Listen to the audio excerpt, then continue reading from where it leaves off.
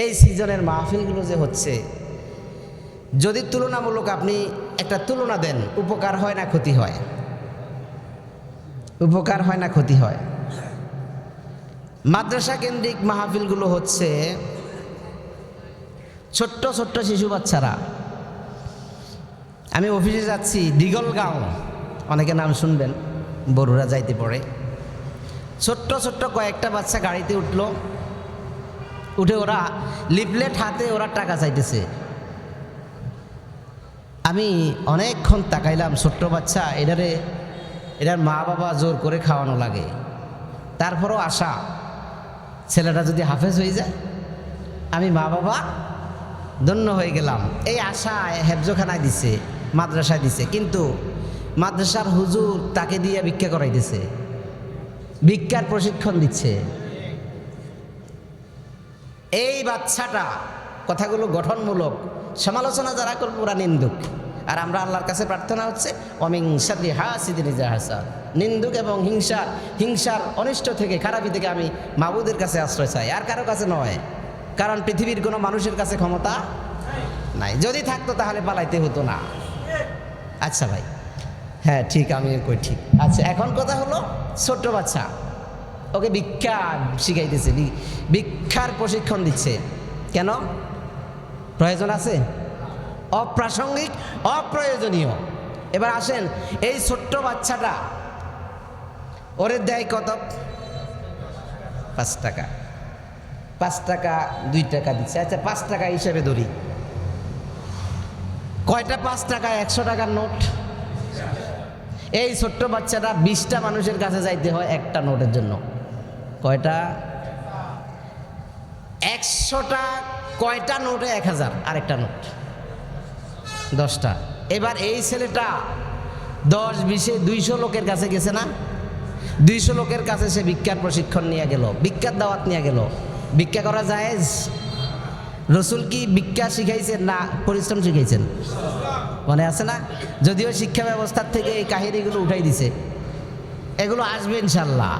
এখন কি আবার কাহিনীগুলো আসবে, হাদিস আসবে, ওমরের, আলীর, আবু বকরের ইচ্ছা আসবে ইনশাল্লাহ। তো এখন এবার 1000 টাকার নোটের জন্য এই বাচ্চাটা 200 মানুষের কাছে গেছে। কয়শো মানুষের কাছে? বেশি, সবাই দেয় নাই। এরকম 1000 টাকার 80টা নোট দিচ্ছেন বক্তারে, অথচ আপনার মসজিদের ইমাম সাহেব বেতন 3 মাসের বাকি। কথা কোন? তার বেতন কত? তার বেতন 6000 টাকা। এমনভাবে আপনারা আটকাইছে যে 6000 টাকা বেতন যদি নিতে হয় তাহলে তাকে বোবা হইতে হবে। সুদখোরের বিপক্ষে কথা বলা যাবে না, মদখোরের বিপক্ষে কথা বলা যাবে না, জেনাখোরের বিপক্ষে কথা বলা যাবে না। সমাজে অন্যায় হচ্ছে, তসরুপ হচ্ছে, বিয়ের অনুষ্ঠানের মধ্যে গান হচ্ছে, বাদ্য হচ্ছে, নাচানাচি হচ্ছে, অন ইসলামিক সংস্কৃতি চালু হচ্ছে, এটার ব্যাপারে ইমাম সাহেবের কোনো কথা বলা যাবে না। তারপরে আপনি তাকে 6000 টাকা দিচ্ছেন। আপনি জান্নাতের রাস্তা খুঁজতেছেন, জান্নাতের রাস্তা খুঁজতেছেন, আসুন। এটা আমি কিন্তু না জায়েজ বলি নাই। যুক্তি দিবেন যে হুজুর একজন এমবিবিএস ডাক্তার এখানে আসেন প্রায় সময়, আমাকে কিছু হাদিয়া দেন মাঝে মধ্যে, দেখতেছি না কয়েক জুমা। তো এমবিবিএস ডাক্তার একটা অপারেশন থিয়েটারে কতক্ষণ সময় লাগতে হয়? 2 ঘন্টা, 2 ঘন্টা, 5 ঘন্টা, 8 ঘন্টা, 10 ঘন্টাও তো যায়। 2 ঘন্টা এমবিবিএস ডাক্তার সর্বোচ্চ কয় টাকা নিল? 20-25 হাজার। আর আপনি 1.5 ঘন্টায় 80,000 টাকা নিলেন। হয়েছে? এমবিবিএস ডাক্তারের সঙ্গে হয়েছে? এমবিবিএস ডাক্তার রক্ত, মাংস, পানি করে, গবেষণা করে, এরপরে আর আপনি হয়তো গাড়ি নিয়ে আসছেন, ভালো খাবার খাওয়াইছে, মোটা হাদিয়া দিছে, কিছু কথা বললেন, কথা বলে মাঠ কাঁপাই দিয়ে চলে গেলেন। আসলে আমি দেখছি অনেক বক্তা আছে সমাজে, জামাতে ইসলামের রূপ ধারণ করে, আসলে এরা জামাত ইসলামের কর্মীও নয়। সাইদি সাহেবের কথা উল্লেখ করলে সফট কর্নার তো মানুষ চিৎকার করে উঠে। আসলে এটা হলো তার নিজের দিকে, নফসের দিকে ডাকা মানুষকে। বাস আরেকটা মাহফিল হয়ে গেল, আরও 2টা হয়ে গেল। দিনের বেলা মাহফিল হচ্ছে, দুপুরে হচ্ছে, বিকালে হচ্ছে, রাতে হচ্ছে। একটা লোক এত জায়গায় দেওয়ার দরকার আছে? এটা কি ইসলাম? আমি কি আপনাকে ইসলামের সঙ্গে পরিচয় করাইতে পারছি? সাবধান, ফিরে আসেন।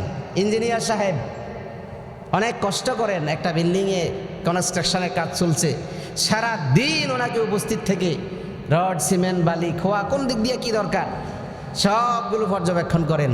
দিনের শেষে 5,000 10,000 টাকা নিয়ে যায়, কিন্তু 2 ঘন্টায় 1 লক্ষ টাকা এরা নেয় না। আমার কথা কি বুঝতে পারছেন? আলোচনা আরও ছিল, শারীরিকভাবে দুর্বল, আর বেশি গভীরে গেলে আপনারা রাগও করবেন। তো ব্যাপার হচ্ছে সব মিলাইয়া চিন্তা করেন। বিবেক চিন্তার খোরাক দিলাম, এটাতে উপকার হচ্ছে না ক্ষতি হচ্ছে একটু চিন্তা করেন। কারা লাভবান হচ্ছে? আপনার এই টাকা কাদেরকে লাভবান করছে? এগুলো একটু বিবেকের খোরাক দিলাম, চিন্তার খোরাক দিলাম। আল্লাহ আমাদেরকে বুঝার তৌফিক দান করুন। আসসালামু আলাইকুম ওয়া রাহমাতুল্লাহ।